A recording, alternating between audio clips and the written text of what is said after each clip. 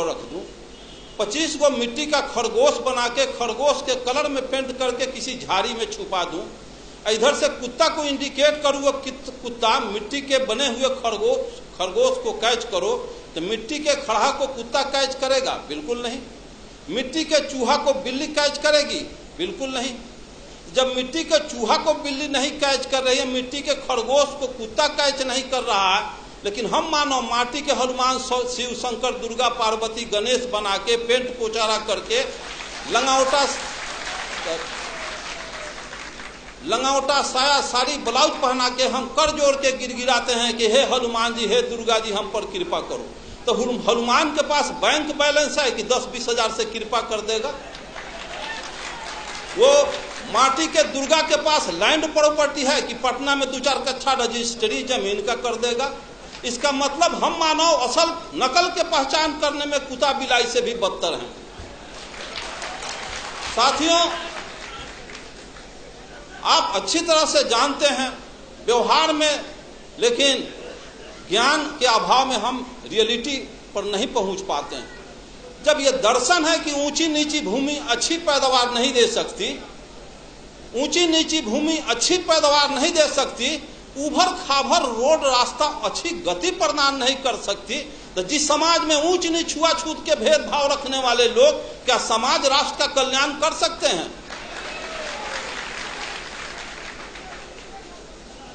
ब्राह्मणवाद का सबसे बड़ा हथियार शराब और वरदान। ऐसे क्यों हो गया? तो फलाना ऋषि का शराब था। ऐसे क्यों हो गया? तो फलाना ऋषि का वरदान था। शराब और वरदान में पूरा 90% बैकवर्ड आकंठ डूबा हुआ।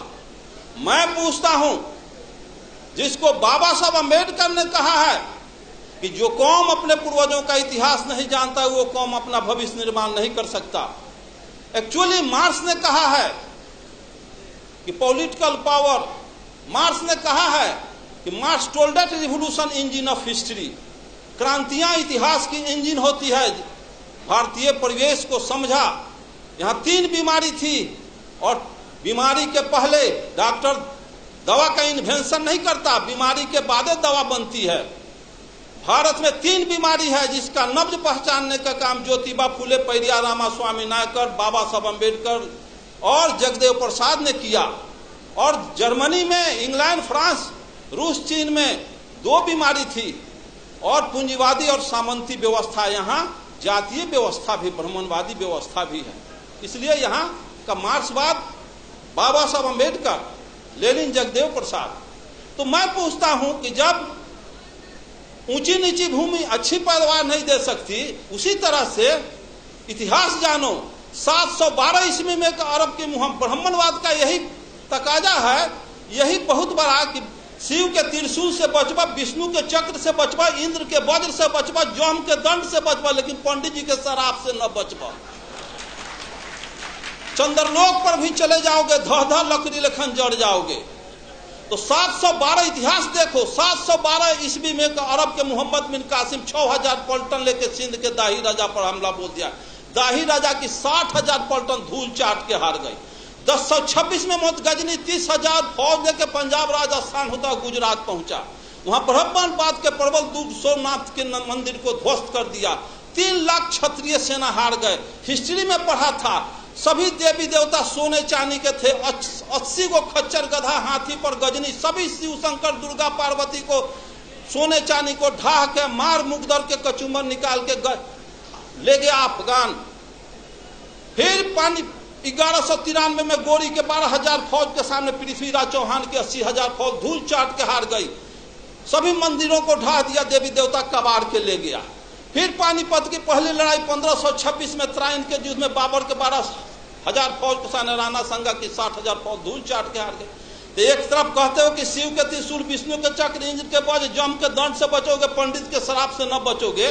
तो 712 में हार गए, 1026 में हार गए, 1193 में हार गए, 1526 में हार गए। देश गुलाम हो गया, देवी देवता लूट गई, बहु बेटी लूट गई, मार के गजरा मुल्ली की तरह काट दिया गजनी। और किसी को सरापना नहीं था कि गजनी गोरी को अंग्रेज को शराब देता तो बॉर्डर के वहीं पर लकड़ी लेखन धह धह जड़ जाता। तो ये शराब किसके लिए? ये तो कोयरी कुम्हार कानू कलवार तो यहाँ मुल्हर पर फंसौले बारी, गुह गोबर खिया के, अब पेशाब पिला के, यही हमारा दही चूड़ा खिलाएगा, यही दान दक्षिणा देगा। चलो उससे तक शराब। मैं पूछता हूँ कि इसमें इस रास्ते से बिजली की तार गई है, इसमें करंट प्रवाहित हो तो उसको तार को छुएगा आज तो करंट आज मारेगा कि 6 महीना के बाद मारेगा? तो जब सोमनाथ के मंदिर में सोने चांदी के देवी देवता गजनी के बाल नहीं टेढ़ कर सका तो गिट्टी छड़ सीमेंट का हनुमान मेरा बयाना बिगाड़ क्या देगा?